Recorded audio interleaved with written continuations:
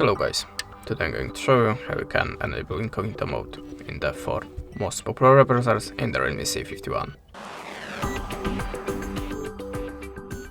So the first one, Google Chrome. Just tap on the 3-dot icon or arrow icon and select New Incognito tab. That's it. The next one, Microsoft Edge.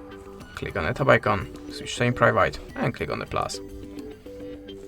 The next one, Firefox. This is the quickest way. Oh, sorry, I have to pass this up, so give me a second. Okay, in this web browser, just click here on this arrow mask.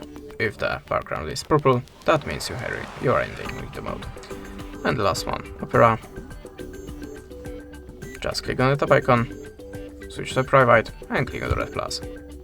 That's it. Thanks for watching, leave a like or a comment, and goodbye.